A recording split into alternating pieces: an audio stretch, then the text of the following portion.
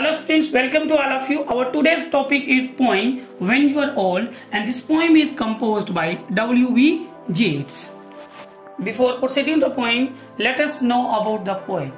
Poet W.V. Yeats was born on 13th June 1865.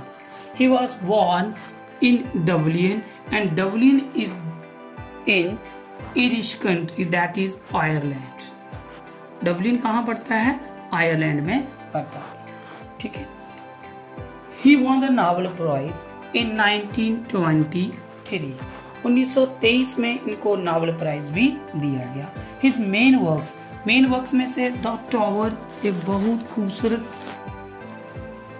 Work है इनका, जो उन्होंने पब्लिश किया 1928 में। अब बात करते हैं पोएट की डेथ के बारे में। He was died on 28th of Jan 1939. प्यारे बच्चों, before proceeding the poem, first of all let's move to the quick summary of the poem.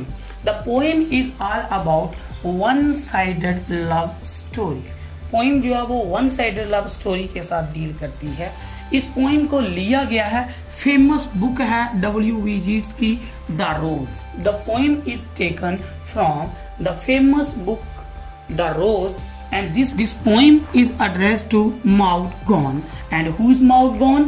Poet's beloved। ये पोइम जो है पोएट्स की बिलव्ड, जिसका नाम माउड गॉन है, उसको रेफर की गई है, उसको एड्रेस की गई है। माउड गॉन जो है वो एक इरिश रेवोल्यूशनरी, आयरिश जो है वो क्रांतिकारी लड़की थी। उसने कभी भी जीट्स के लव को रिस्पॉन्ड नहीं किया, उसके प्यार को कभी नहीं माना। In this poem the poet has given a future command to his love.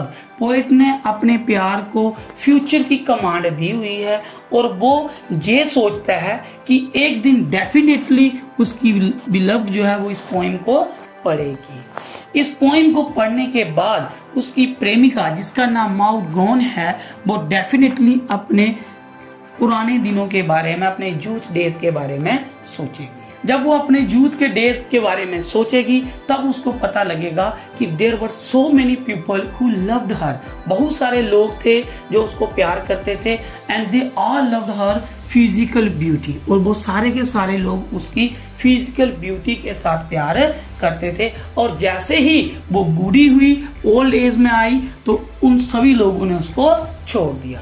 लेकिन पोएट ये कहता है उन सब का लव जो है वो फिजिकल ब्यूटी के ऊपर बेस्ड था। But there was a man, एक इंसान था, who continue to love her even her old as.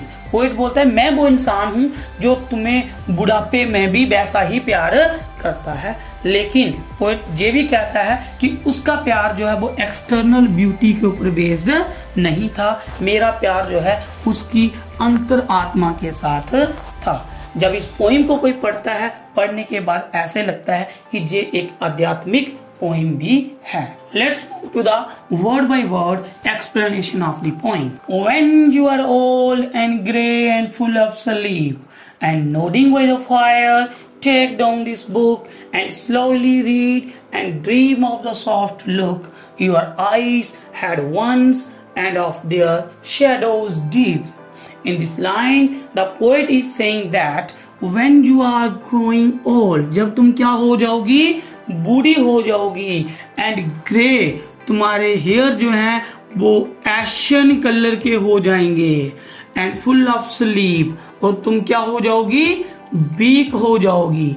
The poet is addressing to his beloved by giving future command to his love that when you will get old, जब तुम बूढ़ी हो जाओगी, your hair will turn ashen, तुम्हारे बाल जो है वो एशन हो जाएंगे, एशन कलर के हो जाएंगे। and you will feel full of sleep every time, it means you will feel weak every time.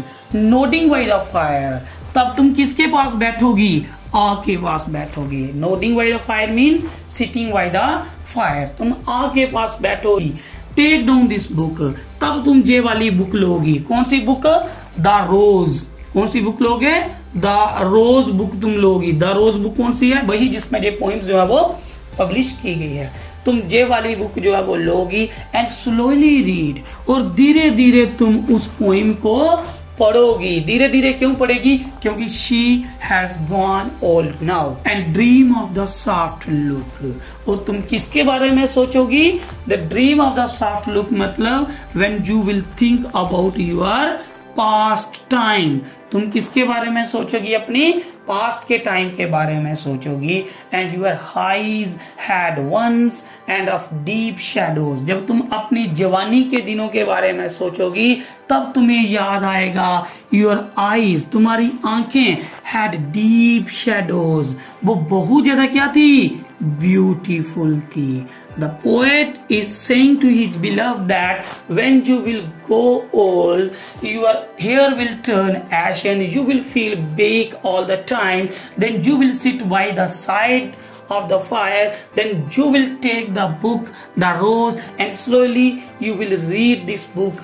While reading the book, you will have the dream of your beauty, the dream of your youth days, and you will think about your beauty.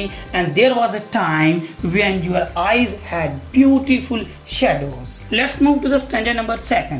In the stanza number 2, the poet is saying that how many loved, when you think about your past time, you will think that there were so many people who loved you, जो तुम्हें क्या करते थे, प्यार करते थे। The love, the moments of glad grace, the time of glad grace means the time of youth, वो किसके साथ प्यार करते थे, only the beauty, the physical beauty, the external beauty के साथ प्यार करते थे। After thinking that, you will realize that whether their love was true or false, तब तुम्हें पता चलेगा कि उनका प्यार जो है वो ट्रू था या फॉल्स था। लेकिन उस टाइम तुम्हें एक बात ये भी आएगी, व्हाट वन मैन, एक ऐसा इंसान था who loved the pilgrim soul in you, जो तुम्हारे अंदर की पिलग्रिम सोल के साथ प्यार करता था। क्या होता है पिलग्रिम सोल, जो तुम्हारी प्योर सोल के साथ प्यार करता था, अंतर आत्मा के साथ प्यार करता था। Who was that man? The man was the poet. The poet is saying that after realizing that there were so many people in your youth who loved you, they loved the beauty of your face, they loved the external beauty. After realizing that, you will know that there was a man, एक इंसान था, who loved the pilgrim soul in you, जो तुम्हारी आत्मा के साथ प्यार करता था, and loved the sorrows of your changing face. Now you have changed your face, the external beauty has gone now, what the man still loves you, वो इंसान आज भी तुम्हें क्या करता है, प्यार करता है। And wending down beside the glowing wars, तब तुम क्या करोगी, वेंडिंग डाउन, नीचे झुक जाओगी, beside the glowing wars. Glowing wars क्या होता है, आग, ए फायर प्लेस, चूल्हा, तुम चूल्हे के पास जो है वो बैठ जाओगी। मर्मर क्या होता है, स्पीक साइटली, तुम धीरे धीरे क्या करोगी, बोलोगी। A little, speak slowly, a little, how love fled, तब तुम सोचोगी कैसे प्यार जो वो फ्लड हो गया। फ्लड मतलब वो कैसे, जो सच्चा प्यार करने वाला इंसान जो है वो चला गया।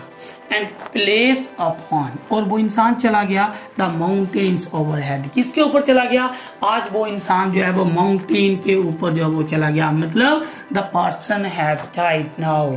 When you will realize that there was a man who loved the changing face, then you will sit by the side of the fireplace, then you will speak silently, and then you will think that there was a man who loved you wholeheartedly, and then you will also realize that the love has fled away, कि वो सारा प्यार अब चला गया। कहाँ पे चला गया, the upon the mountains overhead, वो सारा प्यार जब वो माउंटेन्स के ऊपर चला गया। It means the poet की अब क्या होगी, डेथ होगी। and hid face, और उसने अपना चेहरा हाइड कर लिया, छुपा लिया, amid a crowd of stars, किसके पीछे, क्राउड ऑफ स्टार्स के पीछे छुपा लिया। डियर स्टूडेंट्स, बात करते हैं पोएम की राइम स्कीम के बारे में। किसके बारे में, राइम स्कीम के बारे में। राइम स्कीम क्या होता है, आपको लास्ट वाले वर्ड देखो, ये आ गया आपका स्लीप डीप। स्लीप किसके साथ मैच कर रहा है, डीप के साथ, तो जो जिसके साथ मैच कर रहा है उसको ए, और इसको भी क्या दे दिया, ए। अब देखो बुक किसके साथ मैच कर रहा है, बी के साथ, तो लुक भी किसके साथ मैच कर रहा है, वी के साथ। अब देखो आपने जो जिसके साथ मैच करा, स्लीप को डीप के साथ, दोनों को दे दिया ए, बुक किसके साथ, लुक के साथ। अब आप बात करें राइम स्कीम, तो राइम स्कीम पोएम की क्या हुई, A B B A। This is the rhyme scheme of poem. Rhyme scheme कैसे निकालनी है? लास्ट वाले वर्ड जो है वो उनको देखना है किसके साथ मैच कर रहा है। स्लीप डीप के साथ दोनों को ए दे दिया, बुक लुक के साथ दोनों को बी दे दिया।